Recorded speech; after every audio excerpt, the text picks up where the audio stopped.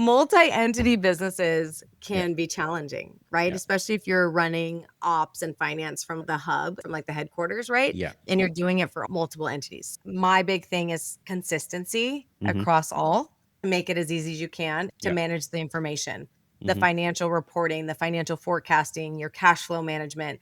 You want to standardize as much as you can, have Yeah. the same system, have the same forecasting. If you're running the engine, the Hmm. ops team behind the scenes, if you can handle it in a similar way, you're going to be more successful. Thanks for listening to The Handbook. This episode is brought to you by Scoro. And shout out to them for supporting my new project with The Handbook, the Business Maturity Quiz. Here's why this matters. Most service businesses grow without a clear benchmark. You feel busy, maybe even successful, but without something to measure against, you don't actually know if you're set up to scale. That's where the quiz I've designed comes in. In 3 minutes, you'll see where you stand across 5 key pillars: people, process, tech, data, and growth. More importantly, you'll get tailored advice on what to focus on next to level up. Most service businesses, including agencies and consultancies, stall at level 1 or 2. Only 5% ever reach the top, level 5. So where do you think you sit? Find out now at bit.ly/assess-business-maturity. Once again, that's bit.ly/assess-business-maturity. I'll include a link in the episode notes. Now, let's get to the podcast. Hey all, welcome back to The Handbook. One of the best working relationships I've ever had was with the finance director at my last agency. In fact, we're still besties. We had really complementary skill sets. She was sharp, tech savvy, really cared about what she did, and she got it. We were on the same level. We weren't just working side by side, we were making decisions together that shaped the way our business actually ran. It was through working so closely with her, even before I moved into a formal operations role, that I started to see how finance, ops, tech, and even hiring decisions are all tightly connected, especially when you're trying to scale. Unlike so many young ops leaders, I learned that the job isn't just about wearing a lot of hats, it's also about building the structure underneath so the business isn't reliant on duct tape and goodwill. When the foundations are shaky, fragmented systems, muddled roles, siloed decisions, it doesn't matter how hard you work, things start to fray. In today's episode, we're looking at all of this through the CFO lens, the people decisions, the operational structure, and the systems sitting underneath it. It's not a tech episode, and it's not just a finance one either. It's about what changes when you actually start connecting the dots across how your business runs. That's where today's guest comes in, because she brings the vantage point of a CFO who's done far more than just manage the numbers. Lindsey Head has been both CFO and COO of a global PR agency where she didn't just own the financials, she also led operations, HR, tech, training, and legal. She helped scale the business from 750K to 25 million in revenue, expanded it across borders, consolidated multiple legal entities, and steered it through a full M&A process, all while keeping the business consistently profitable. What makes Lindsey's perspective so valuable is that she sees how everything fits together, and she knows how to structure a business so it's not just growing, but growing in the right way. Today, she works with service businesses to help them make smarter decisions and avoid the slow breakdown that happens when finance and ops aren't truly aligned. Let's get into it. Lindsey, thank you so much for being here. It's a pleasure to have you on the podcast. Thank you, Harv. I'm excited to be here and excited about our discussion. Excellent. So you've gone from hedge funds, tech startups, agency life, and now into consulting. Can you give us a quick tour of your background for us?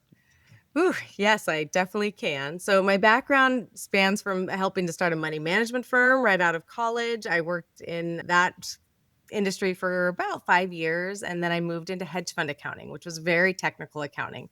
So spent a lot of time in the technical accounting details, accounting for investment funds that were really hard to price and things like that.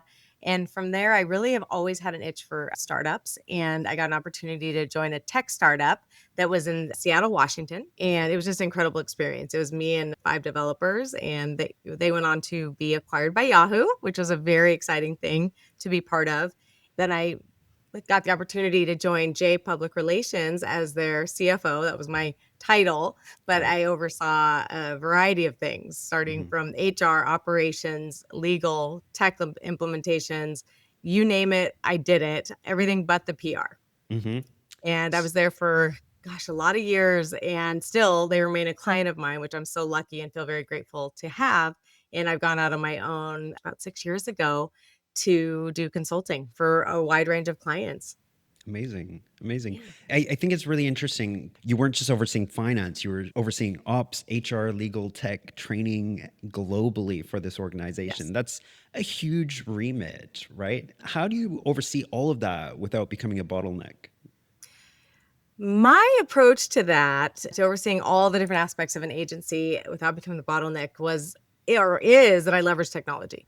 I should back up a tiny bit. I went to school for started my career or my schooling in computer science. Okay. So for 2 years of my life, I thought I was going to develop software, and I thought I was going to develop systems that were going to change the world. And so I always had a kind of techie brain Mm, and moved into operations management and info systems was what okay. I graduated with. So I always look at things from a tech standpoint and from a workflow standpoint. Mm, So being in the position I was in with JPR, that's the short name for it, I looked at everything from how do I do this as a one-man show to help them leverage everything and systematize everything at the stage they were at to yeah. help them grow. So it was a really I mean, I love problem solving, and being in that seat, I was, "Okay, this needs to be automated. This needs to be automated. Let's look at this system. Let's put something in place that's gonna work better and leverage my time, and then I can oversee it." So I built a lot of workflows and a lot of systems that allowed us to do that. And what was kind of the head count like when you left? So it was five people when I started, Okay. and the funny story was I was working in hedge funds still when I started helping the company, and so I would go to my job in the morning, and then I'd go to the gym, and then I'd get dressed and go to the office at 6 p.m. Oh, And I wow. would walk in the office and everyone says, "Oh, she's the nighttime accountant. She's the one who That's does things at hilarious. nighttime." And it was really back in the day when, gosh, 2009, 10, Mm, 11, I guess those years when I was helping at nighttime. And so it was a funny story, and the staff would laugh. There's 5 people at that time. But when I hmm. left, I guess 6 years ago, technically, Yeah. there was, I think, crossed over the 100-person mark Mm. and had at that point, I would say 6 offices, Oh, including wow. global. Amazing. And at this stage, it's like 125 is the staff headcount. That's excellent. That's Yeah. excellent. And I was saying in the intro that you helped JPR grow from 750K to $25 million in revenue, which is incredible. And you were exceeding industry profitability KPIs. So that is huge. Talk us through what made that growth possible behind the scenes. Yeah, there's a lot of things. I think it's like the secret sauce, right? I was Mm, very, very lucky to be part of such an incredible agency and still am. hmm. And at the time of growth, we were figuring everything out. Hmm. And what really made a difference, and I feel early on, was that we had a dedicated person responsible for intake of new business leads. So Hmm. we weren't spreading that across as many like executive team members. It was someone being the point person for all of that. Yeah. And then I was the point person for all the ops on the other side. So she'd bring it in and I'd help figure out where it was going. Hmm. And having that point person as non-billable employee, right? Hmm. Talking about that is a really big deal because a lot of agencies think if I don't have somebody I can bill or put in the mix to service clients, I can't afford it. However, I look at it as a trade-off. That CEO can give up the time that she'd be working on it, and that'd be a ton of time that we could take it on, right? And that's a big trade-off. You look at how many hours we're going into that, and right there you figure out how much it's costing you. Hmm. So having this point person, having me kind of both sides of the business, I think was a really big benefit to like Hmm. steering the growth and allowing it to scale. There's a couple of really interesting things there. There's something there about just being comfortable, the owner, the MD, being comfortable hiring non-billable roles, right? And that sounds like it was a big advantage for yourselves. But that is often not the case in a five-person service business. So it's quite impressive that that decision was made so early on. You know, for a lot of businesses, you get to that kind of 20-person headcount where they even start thinking about operations roles and things like that. So I guess there's a couple of questions or comments there. Maybe you can just start with reflections on why you think your business had those roles so early on. I attribute it to the amazing leadership for sure. I think making the decision to say this isn't the where I should be spending my time. Can you help me? And making that decision early was so important and so great. So I attribute it to that the leadership was Right. incredible, and they still are. I adore them, and Hmm. they're amazing. So I think making that decision early on and saying I'm going to do this, and I mean I guess early on I was part time, Yeah. and then when I came back into a full time after my tech startup days up in Seattle, there was probably maybe 25 people. So I was in that 20 mark where they made Hmm. that decision to say, let's really do this and you come on Yeah. full time. And I think it was at that point. And then the new business position that I was mentioning Hmm. was originally working on accounts and then Right. joined and then said, no, I actually think I really focusing on new business. So that was Hmm. a natural evolution for that role. So it was bridging two roles that for a short amount of time. And then she just focused 100% on the intake. Amazing. Excellent. So, what would you say to somebody listening, a founder or MD listening, about the case for investing in these kind of behind the scenes roles that are not billable? What would you say to that? I would say find a way to do it, whether Hmm. it's fractionally Hmm. or whether it's full time when you're ready. It's all about the numbers. If you run your agency by the numbers and you can say, okay, I need this behind the scenes person or this behind the scenes team, I always attribute it to a percentage of revenue as well. So I recommend that admin percentage being a percentage of revenue, not to exceed like 7%, maybe 8%. Hmm. But you have to just manage the time and weigh out how much time you're spending doing the tasks that should be more behind the scenes, right? Right. And if it's more than like half your week, I mean, I would say go for it. It doesn't make sense for you to be doing that. And with so much technology now and Hmm. automation, it even more so, right? That it Yeah. should be taken off your plate. It should be systematized. It should be laying the foundation that's going to scale and looking at all the aspects of the business. I know for me, I'm very visual, so I'll draw out all the workflows that have to happen to run different departments. So I'll map it out. I'll say, okay, that everything's coming here. This needs to happen, and we got to be able to obviously do payroll as easy as possible, pay people as easy as possible, figure out performance reviews as easy as possible, manage expenses and billing as easy as we can. And of course, those processes evolve as the agency grows. It's not going to be perfect the minute you put it in place. It's not going to last forever. You have to always revisit over time and say, is this still working the way it's meant to be? Or have Hmm. we evolved so much that we need to evolve our process as well? Right. Right. And I think it goes down to also people doing their best work, right? If everyone's spread so thin in the early years or growth stages and everyone's juggling four different jobs, no one's really going to be able to excel. So I think that just goes to point how great a situation you were in that organization where Yeah. everyone was specializing really right from the start and in these really important roles so you could Yeah. grow the right way. And I think the Love numbers it. attest to that. Super impressive. So when we had a call before today just to chat, and of course earlier in today's conversation, you were also talking about your background and interest in tech. You've got a really strong point of view on tech and systems and consolidation. Why is that important to you? It's so important because I believe in efficiencies and I believe in a strong foundation that can scale quickly. Hmm. And if you don't have a lot of these pieces in place or all the foundation in place, you're going to run into roadblocks. You're going to run into frustration. And my end user in being an ops and finance role was the staff, right? They were using the tools that we were building, I was building as a team, and they were the users of the workflows. They were the users of what we were putting in place to create efficiencies. So my big thing was like, "Hey, how's it working for you? Do you like this?" I would always want to get feedback from the staff. Is there anything that's not working for you or could be better? Yeah. And then from there, going into how do we solve for the challenges that they're facing? And We put an expense management platform in place. I mean, things that are now everyday Hmm. discussions, like back then weren't as much. I think Yeah. it was like newer. The technology was coming out, but it's okay, we need to do this because they're spending X number of hours trying to put together their expenses. And from a financial standpoint, we're not capturing all those receipts, right? In the Hmm. best way we can. There's Yeah. so many better ways to automate that workflow. And then it's looking at, okay, how are we billing clients? Is that the best way? No, we can do things differently and make it happen more efficiently. And then we talk about the contracts, and then we talk about time tracking, and we talk about Absolutely. Yeah. staff utilization, which I go back to first and foremost too in an agency. Where are they spending their time? Hmm. And how do we make sure they're spending their time on work that's super meaningful to get Hmm. the clients the results they need? I think early on in the agency, it was really figuring out the metrics, right?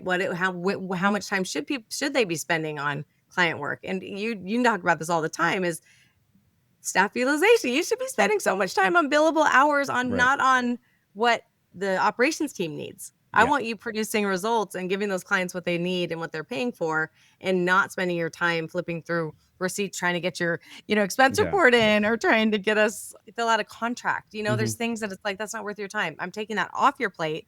Yeah. You guys should not be involved in that. Let me figure out a way that it is automatic so you're not worried about it. Is easier and faster, right? Because I think like as your business scales, obviously your tech stack, you were saying that processes need to be constantly audited and improved, but Yeah. so does your tech stack. What worked despite you being very tech forward right from the start? I imagine the stack that you had when you kind of left and what you're doing now in your consulting work evolved as well because you outgrow things, right? So what works when you're a team of 5 or 10 probably doesn't work that well when you're a team of 25, 40, or 50 or 100, right? You start to get those inefficiencies. I I would mean, totally agree with that. And so yeah, what you've done in the past is not always, yes, is not going to always scale with you. I mean, it will yeah. scale to an extent, but then Hmm. typically what I see is that the users of the information evolves, Yeah. right? So if you're working with a bigger team, a bigger staff, Hmm. more decision makers, it's like, okay, so the eyeballs I had on this dashboard or things like that is not just for our internal team anymore. Now it's a bigger executive team, or now it's the vice presidents, or now it's committee members. It's Yeah. like, okay, let's revamp how that information is being presented, how we're taking it in and how we're putting it back out. So I always look at that. And so, yeah, it's hard because you're like, oh, I put this in place, it's going to be forever. And no, that's not the Mm, case. You got to be expecting that systems need to evolve too. absolutely. So I always recommend just doing an audit of what's working, what's not working on a Hmm. regular basis. Because once you know what's not working, the hardest part after that is change management and getting the team to adopt a new system. That's Hmm. what I feel. You can't just put something else in place and expect them to be rolling with it. It's harder to make those changes as the company gets bigger, but it's Absolutely. necessary. Yeah. But I think at that stage, it's going to take more work on the front end to really make sure Yeah. the users are going to adopt it Yeah. properly and that they play a big part in making that decision. Hmm. It's I think easier the in the beginning. no, totally. And the longer you put stuff like that off, I mean, with each Yeah. evolution, every several years you might need to, or sooner than that, you might need to evolve your tech stack. But the longer you procrastinate the decision, the harder it is to roll out what you needed because you're at an even larger size and more complex Yeah. projects and clients. So being on the ball is really important. Um, I remember during our previous call, you'd said something that I really loved. Something like, if you're touching the same information 5 times, something's wrong. And that reminds me as well, because I think there's things that are fine when you're at a smaller size that become not fine when you're at a larger size. And it has to do with inefficiencies. When you're a team of 10, it's maybe okay that you're being a little bit manual with certain things and certain systems. But as you start growing your headcounts, that is all multiplied, right? So what might have been that 10 minutes of inefficiency per person is now a lot more when you have 10 more employees. So going back to that point, touching the same information 5 times, something is wrong. I stand by that. I mean, Yeah. my any team member who's worked for me knows that. And one of my favorite stories, and I love this gal dearly. She's so techie, and she says, Lindsay, I learned so much from you just by you saying that, because Hmm. every time I noticed that I was touching the same information or I did do it repetitively, she'd Hmm. sit there and say, I wonder if there's a better way. Hmm. And so I ingrained that in the staff that works for me. And She's gone on to do amazing things with another company and totally in tech and automation, which makes me so proud. But she called me once. She said, "You changed my life because you said that. And it just makes me look at things so differently." She's like, "I bring it to my managers now and they're like, well, wow, why do you think like this?" And she's like, "Well, because why are we doing it this way?" And it's not asking a question why because it's wrong, but it's why are we because there might be a better way. And Hmm. that's what I would tell my team too, is if we're doing it and we're touching things too many times, A, that's inefficient. And B, I bet you there's a way we can fix this. Looking for those opportunities to automate. Hmm. And now with AI, I mean, it's unlimited opportunities, right? If you touch it more than 5 times, I say Yeah. even 2 times these days, you Yeah. should really think, do I have to do this every day or do I have to do this in manually or is there a better way? Absolutely. Absolutely. For leaders that are, trying to untangle that mess wherever they are with their stacks, where do you start? Do you start researching tools, or how do you start identifying what you even need? I Hmm. would literally take a moment of like, sit back, imagine the best case scenario for your business. I would say, and I would draw it out. I Hmm. would say this department, this department, this department, itemize what's not working and why.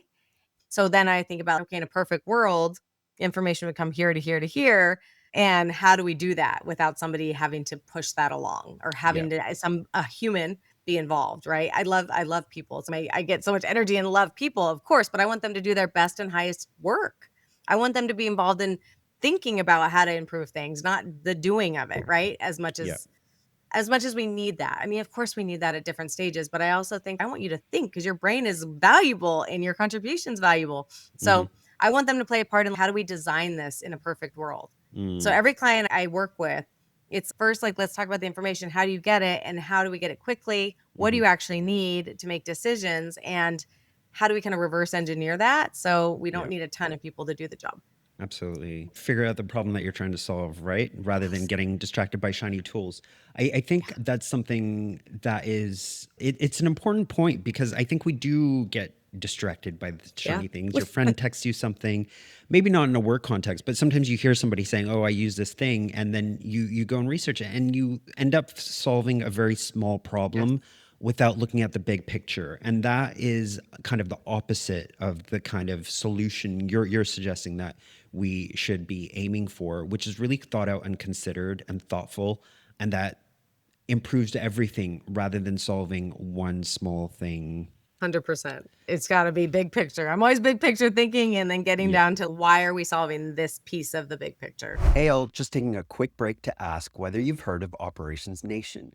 It's the global community for ops leaders of all stripes. They've got a buzzing Slack space. I know that because I'm a member myself. A COO course and an annual conference that's coming up on the 20th and 21st of October in London. Go to operationsnation.com to learn more and use code SCORO for £30 off conference tickets. Now, back to the episode. A lot of what we're talking about impacts, well, change management has a big role to play, managing people's expectations. With a lot of the stuff we're talking about, technology, if you're not prepared to put in the groundwork, things can get a bit messy, is probably the best case scenario.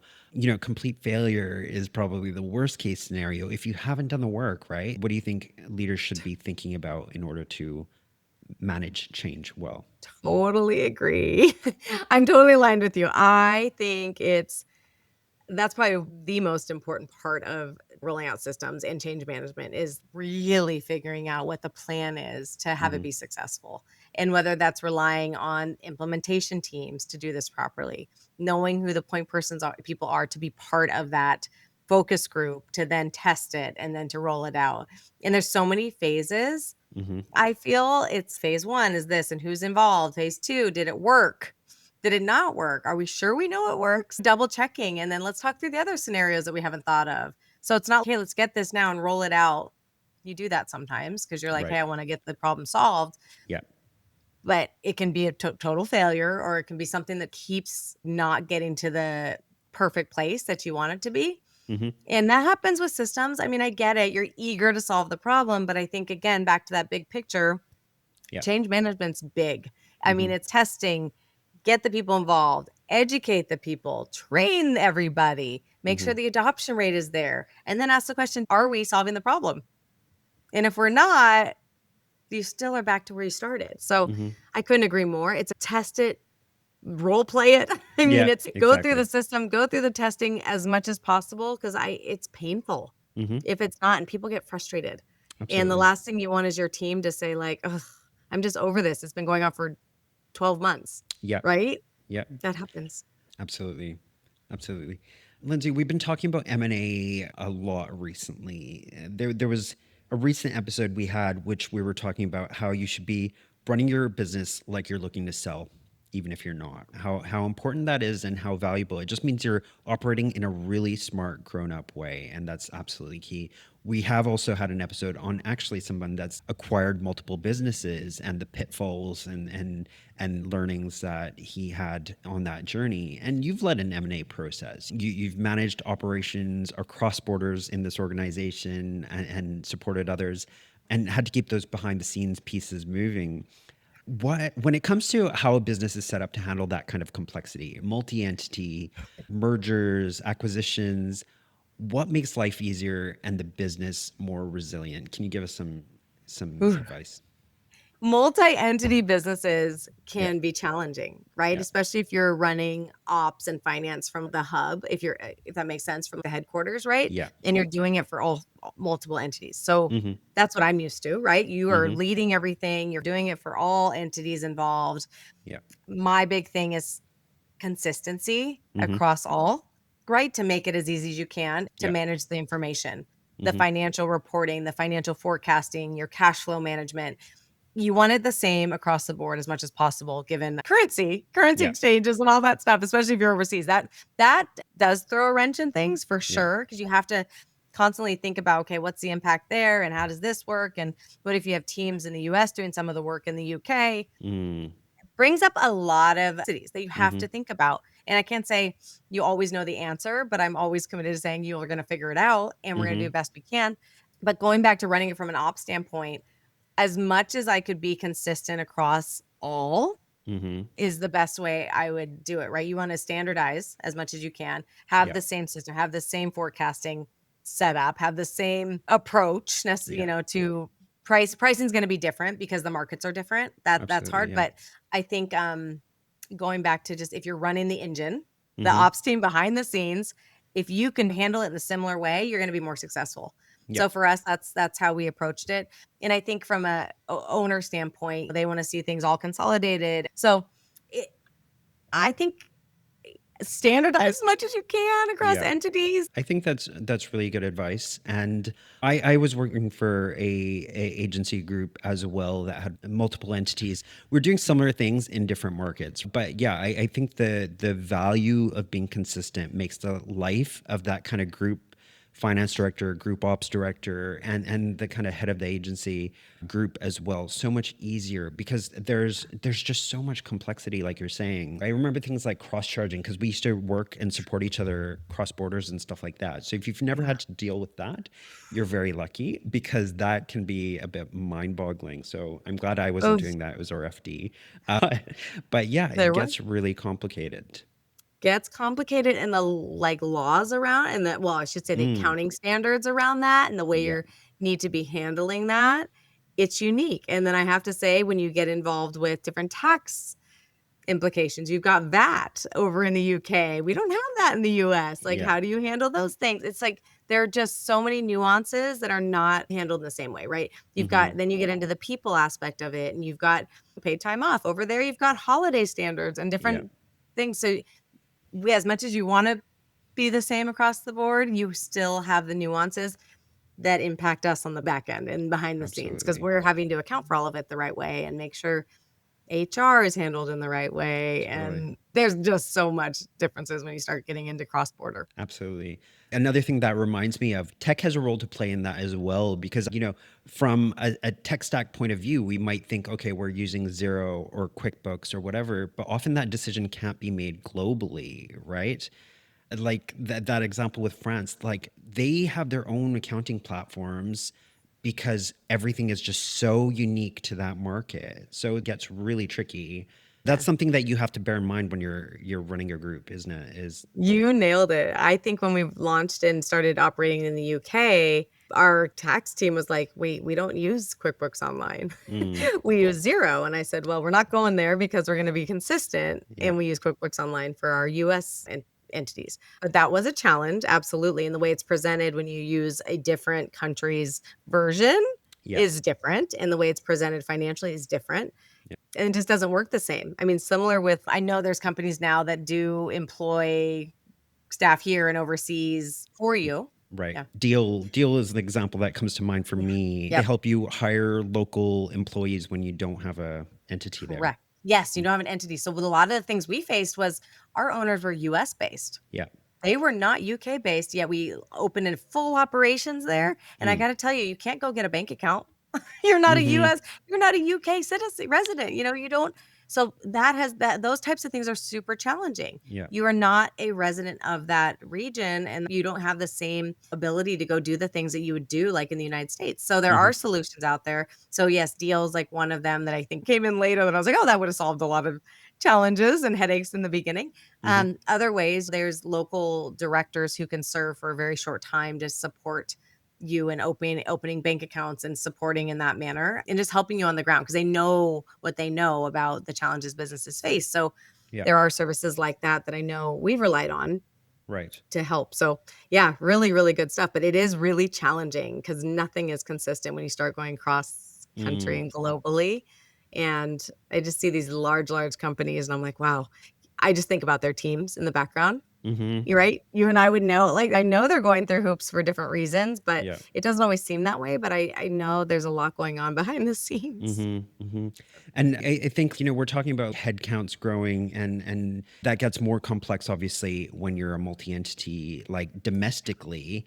And if you're talking internationally, it's even more complex. So I think that's where that consolidation element becomes really, really important is try to streamline, simplify, and consolidate as much as Totally. possible, right? Couldn't agree more. Yep. So you have written that about how AI is reshaping the CFO role, not necessarily replacing people, but by removing the repetitive stuff, right? And you've been talking about automation today as well. In your work, what parts of finance and ops do you think are really ripe for automation right now? Can you give us some examples? I think a lot of the day-to-day tasks, obviously, and I think reporting Hmm. and analysis. FP&A, right? For if the planning and analysis, I think is completely there. And you have to check. I don't always rely on it, but it's so helpful to Yeah. give you the insights you need on like a ton of data. And Hmm. so I'll run something where it's a full analysis. And I'm like, okay, yeah, that's great. And also the presentation of information. Like there are so many ways now you can ingest information into an AI tool Hmm. and it'll create beautiful dashboards and that'll the insights you need. So if you can do that and you can cut down the time it takes to do the analysis and report on it, hands down, I think it is a game changer already. And I can only imagine what it will continue to offer to companies and business owners. Hmm. Absolutely. You work with a mix of agencies, consultancies, other service-based businesses now. Yeah. Are there any patterns that you recognize where businesses are hitting operational ceilings or consistent issues? Total patterns across all of them. I would Yeah. say when they're in the 10 to 20 realm, right? You're hitting Hmm. points of how do I manage my team effectively? Hmm. When can I hire? These are common questions, I think, where people are like, I want to grow, but the CEO is still super involved and Mm, they could be very involved for a long time too. It's not that. But what I do see a pattern of is I always ask the question, how is your staff working? hmm. How are they? Do you know how much time they're spending on the Mm, work?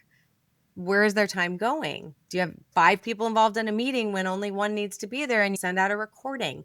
These are themes that are like through and through happening across every service-based company that I work with.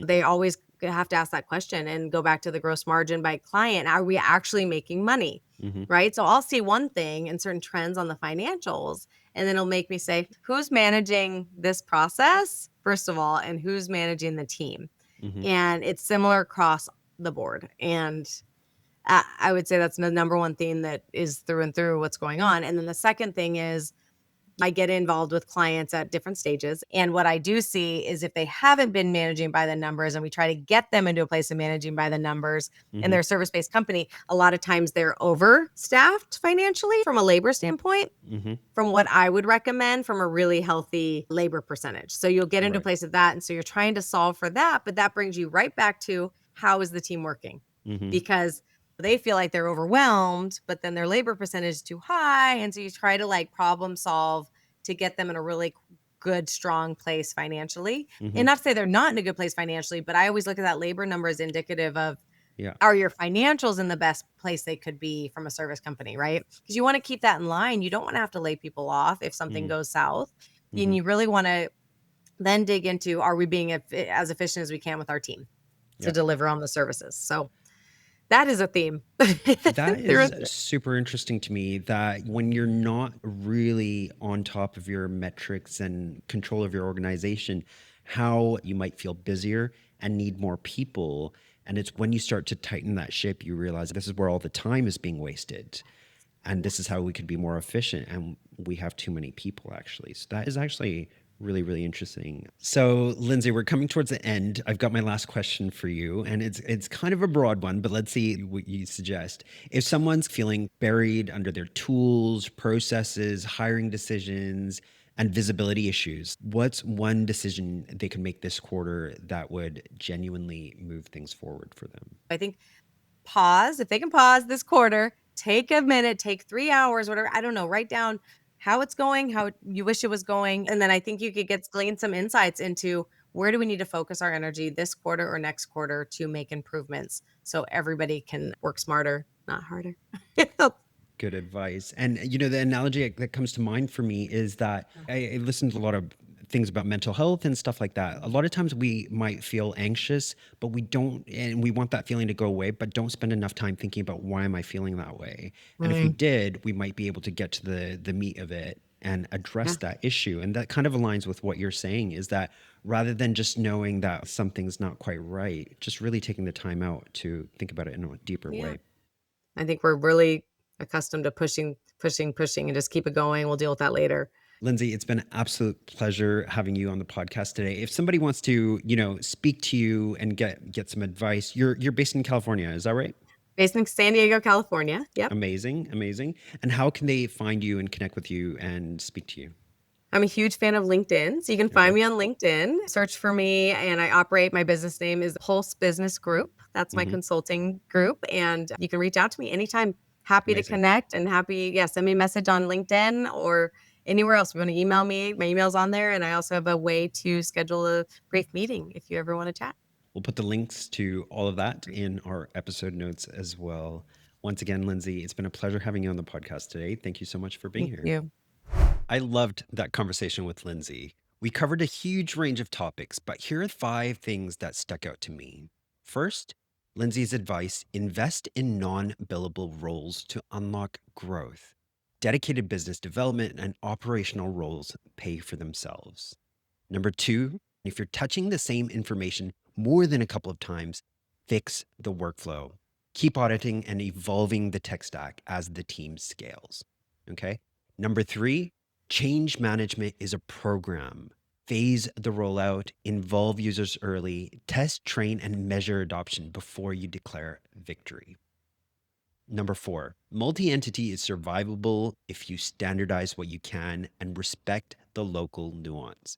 Currency, tax, time off, banking, that kind of stuff. And you can lean on local partners or EORs, employers of record, companies like Deal or Remote, when you need to get moving fast. And number 5, run the business by the numbers: utilization, gross margin by client, and labor percentage, all that kind of stuff. It tells the truth. AI can accelerate financial planning and analysis, but you still need to sanity check the outputs. Regular listeners will know that I send out a newsletter a week after the episode goes live with a cheat sheet of the key learnings. If you haven't signed up, go to squirrel.com/podcast, scroll down the page and look for the sign up form. And if you've enjoyed today's episode, please share it with someone that would enjoy it. And join the conversation when you see Lindsey and I posting about it on LinkedIn. That's it for me this week. Thanks very much for joining us. This podcast is brought to you by Scoro, a platform designed for agencies and consultancies, which allows you to manage your projects, finances, and resources, all from one system. This is a platform I brought in at a previous workplace, which completely transformed the way we worked, and which I've recommended to clients of my own. You can sign up for a free trial on Scoro.com. That's SCORO.com. Or reach out to me, Harv Nagra, on LinkedIn if you'd like to hear about some of my experiences.